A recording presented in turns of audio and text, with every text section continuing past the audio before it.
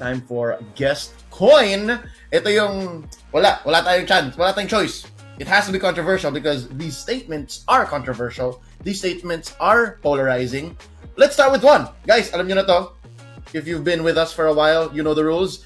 There's a statement down bottom. If you believe it, buy. If you agree, buy. If you don't, sell.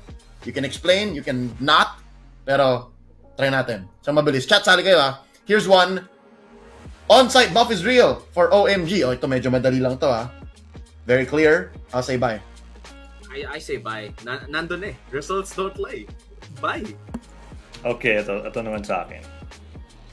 I say sell. Because here's why I say sell. On-site or off-site, Omega is still Omega.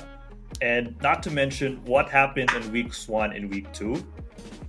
I mean, that was just like some, they just had some, like, what do you call this? The season 9 jitters now. They're still fixing their chemistry, and Etomax had personal issues. But here in week 3, they were able to fix that. So, you know, just for those reasons alone, whether they play online or on-site, it's still Omega. They're still going to show something. I get. Kasi may alam si Carlos eh. Yun nga, yung story nga ni Tomax eh. So maybe there is a reason to sell. Chat though is all buy. Chat's all buy. Sabi ni Ray Ash, walang chamba kay Chak Mamba. Parang yung isa nating saying, Uwami, na walang, I won't say it anymore. Anyways, Yeah. You have to be behind the scenes. You have to be in the holding area of MPL to know this. But okay, let's move on to the next statement. So buy, sell. Guys, walang hold ah. You cannot be madaya. You have to really commit. Buy or sell lang. Next statement. BREN should change their first 5. Yan. Buy. May mga Buy. Teka lang. Sineset up ko pa lang eh. May mga nagsabi kasi sa chat na parang, bakit nga ba hindi iniisip ni Coach Daki or ni Coach Paolo na palitan yung first 5? Yung pa rin. So, Uwami, why buy?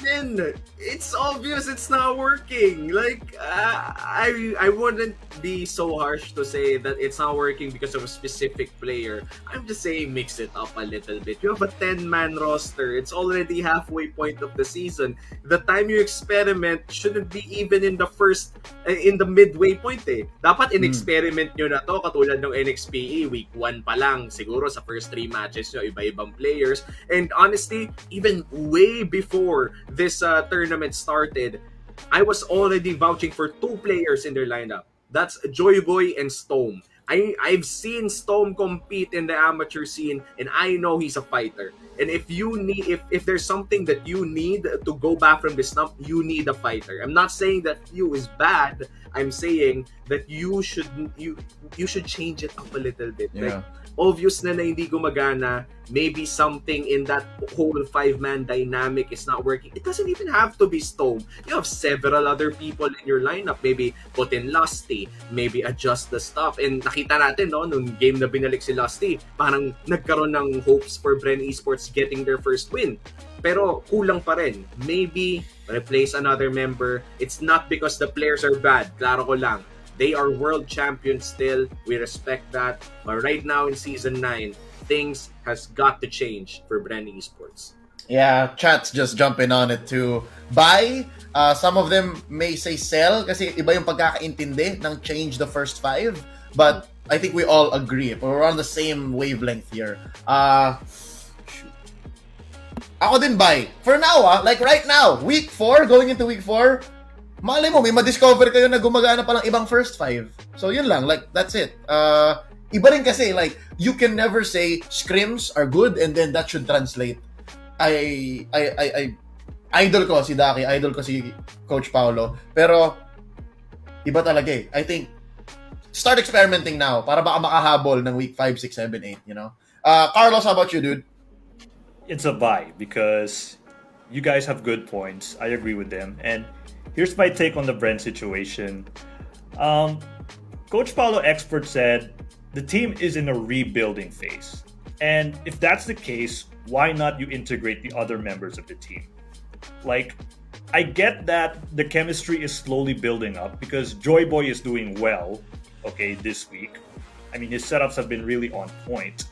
But I realized maybe if you mention that you're in a rebuilding phase, it's kind of like, I don't want to say this, but it's kind of like you're already raising the white flag already. So I was like, why not you try since you're on that stage, why not you try to integrate the other members? Like, try to experiment, and hopefully something miraculous is going to happen. So that's my take. I think we're all kind of saying the same thing here. So let's move on to the next statement. I mean, clear by to. Clear by. The next statement, it's about Onic. Onic Invade is the new split.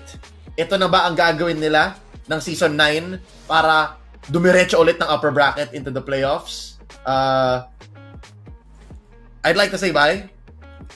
If it's not obvious, sobrang fan ako nung ginawa nila. Kahit na masakit. Pero if they do this to other teams, especially if they do it fast enough na hindi pa makaisip ng solusyon yung mga ibang teams, baka nga magbalik sila sa Season 9 form. Sa S8 form. So yeah, I'll buy here. I say sell. Onic Philippines this season, I feel like yung strategy na invade nila, it's more of like a hidden blade. Like if alam nila that they're not gonna go for the classic banana split, and sabihin nating superstar yung jungler ng kalaban, I feel like, hindi pa tested yung theory na to, but this is a theory that I have in my head.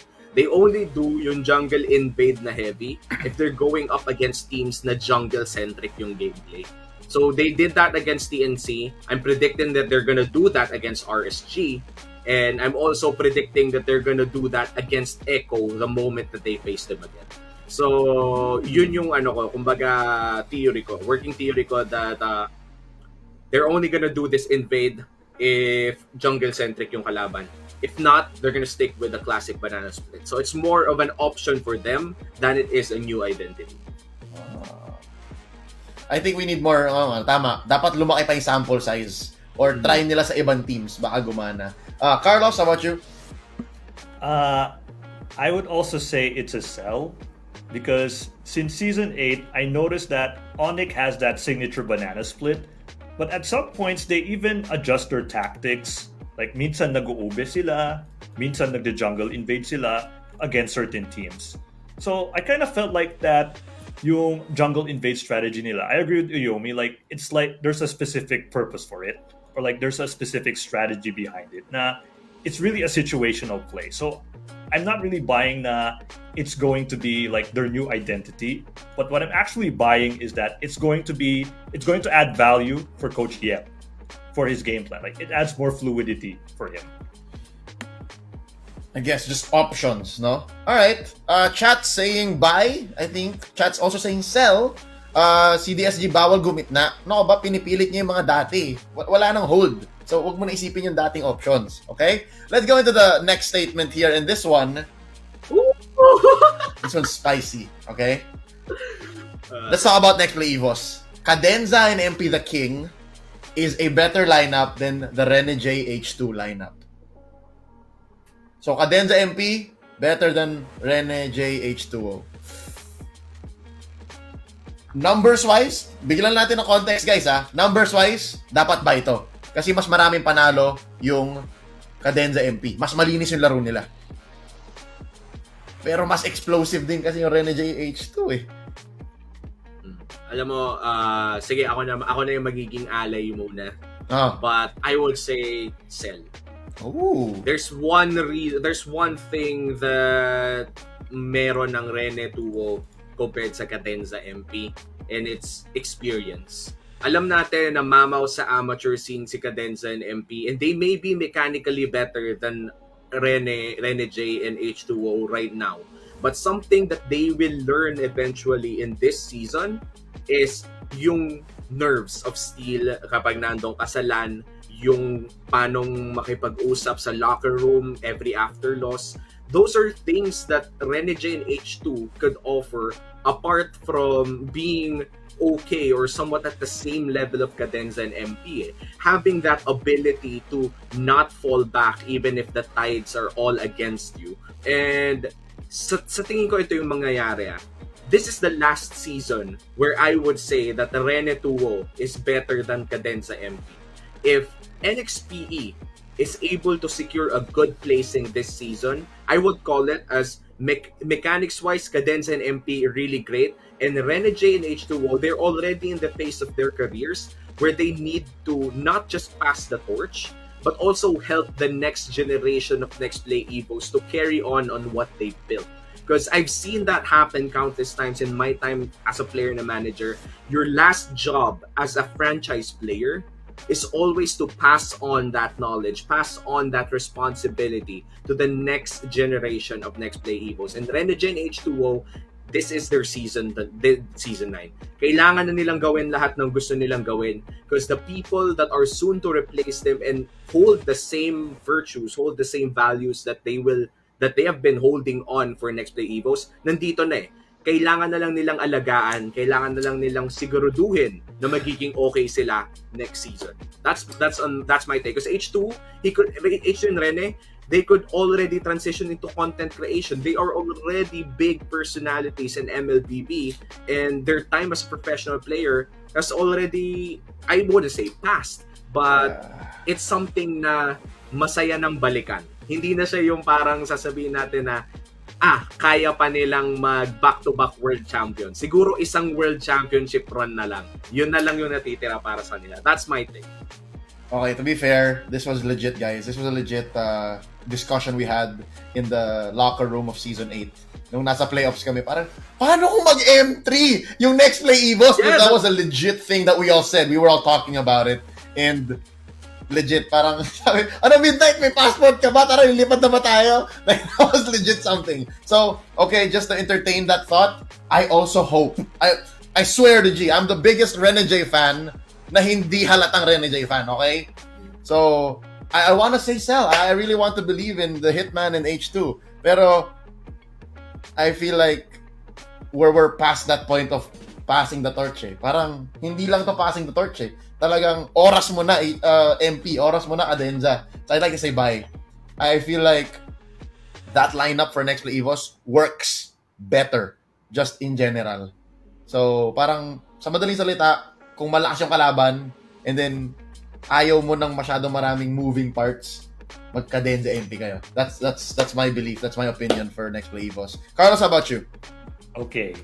Ako naman, on my point of view, Cell. Okay, sell for this statement because I'm looking at this from a Coach Tab Baldwin Gilas Pilipinas approach. Na you have Ange Kwame, you have Kai Soto. These are two big guys that play different roles.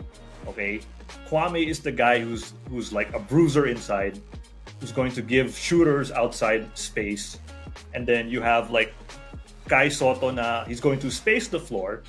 Like eliminate the big guy from the opposing team, send him to the perimeter. So they have different roles. So that's what I'm seeing with Coach Zico and his decision to field Cadenza or MP, Ren J, and H2O. So it's not a matter of who's greater or lesser because for me it depends on the situation. For example, you pick Cadenza because he actually makes some really good setups with his Ruby. You pick Ren J because his Franco pick is a good way to deny the jungle. You pick MP because he's a very patient and calculated jungler. You pick H2O because he likes to take risks. That's why I disagree when people say na MP is better than H2O. And the reason is because maybe people are viewing that or are saying that because they watch MP the King. He doesn't get killed a lot at the early stages of the game, but he explodes out of nowhere at the latter stages of the game compared to H2 now because he's a risky jungler na he tags along with the team. He gets some high risk, high reward moments, but at the same time, parang napipita si H2O early on. So that's where people's mindset are saying na MP is better than H2O, but it's just a matter of like tactical options. So it's a really hard sell for me. I see. No, I get it. This is actually a new perspective. Great insight. Hindi ko siya naisip na ganon. But that's great, honestly. Now it just shows you na parang how much more tools Zico has in his arsenal. I think you spoke to Zico just earlier this week. And dude, sobrang blessed niya pala sa lineup nila ngayon, sa roster nila ngayon. Like, I think one line that struck the most for me is when he said na hindi pa tayo may lalabas ng Next Play Evos. Like, madami pa daw silang pwedeng mailabas. In fact, hindi pa daw nila nalalabas yung ibang combination. So, sabihin na natin may chance na Rene MP, may chance na H2 Cadenza. Di pa nga natin alam kung anong ginagawa nun eh. Like, Yeah. it's like having a whole salad bar. You know what? Pangit ang Oh. salad bar. It's like having a whole buffet. Yeah. Iba-iba ng, iba-iba yung ihahain ng NXPE. Exciting. You know what? I'm excited for Ureshi Rene J. Hesa. Yun ang That nakakatakot. sounds great si Ureshi kasi shot Oh. caller eh. So imagine mo, actually iniisip ko Ureshi El Piso. Yun ang gusto ko makita, Ureshi El Piso. Ureshi. Ang daming Okay. mix and match eh. This- Parang this- nag-buffet men. Sampo ko din pa sponsor. Crazy. Alright, you know what? Yun yung pinakabagong post ng Next Play on Twitter right now and I think across social media is gawa ka daw ng week 4 lineup. I'm gonna do that later on. But for now, Ako rin. tapusin natin tong guest coin. We have our last statement here and this one is also a little spicy. Oh! This is Blacklist's final first 5. Yung first 5 na nila ngayon na may Dexstar, that's what they're gonna be playing with for the rest of Season 9. Buy or sell. Oh. Sino mo yan? Unahin ko na ha. Sige. Sagot na ako eh. Ako hindi ako ready eh. Sige, go. Para sa akin, sell to. Kasi there's a reason why Eson was playing in the first few weeks. We didn't see it because they lost. But for sure, that reason is something that's in progress right now for Blacklist International. There's no way that Eson would want to sit out. He experienced winning a championship nang hindi siya main 5. Na-experience na rin siya na main 5 siya. Na-experience siya maging world champions nang hindi siya nakaupo sa mismong stage na yon. And when you're that type of player na nasa GOAT contention pero hindi ka madalas nakakalaro, you would want to solidify that career by actually winning a championship when you're part of the main 5. Eson's personal feelings, I feel like hindi ko to alam pero gusto kong makita si Eson na mag-succeed bilang isang rotating person kapalitan ni Dexstar. So, sell to sa akin kasi para sa akin magpapalitan si Dexstar tsaka si Eson. Ako naman. Sige, go. Okay. For me, it really depends on the outcome of the situation. Kunwari. But more often than not, it's a buy. Okay? The reason is because Coach Bonchan is a very stubborn guy. Okay? If he thinks it's going to work, if he believes it's going to work because of like the past, he's going to force it. Like we've seen it in week 1 na Kevier na ginawang medyo wise type na jungler with the Balmond picks, tapos nag-ube pa siya. Because historically speaking, it worked for Bonchan. He's a very stubborn guy. And if you look at what's happening like in the recent weeks, na Dexstar and Haji are actually like synergizing better for Blacklist International. And one of the reasons, I actually, got an insight from Dexstar and Bonchan as well na si Haji, hindi pa siya yung captain material. Whereas si Dexstar, he has that captain vibe. So you bring Dexstar with Haji, it actually makes the pieces much better for Blacklist International. That's why I'm saying buy. The only time na magiging sell yung statement ko is, for example, sabihin natin after 8 weeks and Blacklist is already like wala nang pag-asa na pumasok sa playoffs. So with that, Bonchan will be like, sige, Eson, pasok ko na lang kita. Dun yung magiging sell. But in general, for me, it's a buy. You know what? There's one thing in your statement that kind of bubbled through for me is yung captaincy, yung pagiging shot caller, or just, like having control over the map. And I think that's what Dexstar really brings. Pero, may hope ako eh. May hope ako. I think this is one of those 50-50s that I'm like, I'd rather see Eson play. I hope I see Uncle Eson play and have success. So, sell ako dito. As much as I enjoy seeing Dexstar come back and have a career renaissance, I feel like there's still room for Eson to come in. And then, yun nga, siguro nga, Haji really just taking the reins completely. I'm hoping, baka nga week 5, week 6, and then, sana hindi mangyari yun, Carlos. Sana hindi mangyari, sinabi mong wala nang pag-asa sa playoffs, tapos maglaro ka na lang. I really hope not. That is so right? sad. So, Hypothetical lang painful. naman. Yeah, again, everything is possible in season 9 dahil sa mga nangyari. But, no, Mark, no. Haji, no core Haji, stop. At your service, my name is Leo. Thank you for watching this recall segment. If you want to see more, click like and subscribe to Covenry.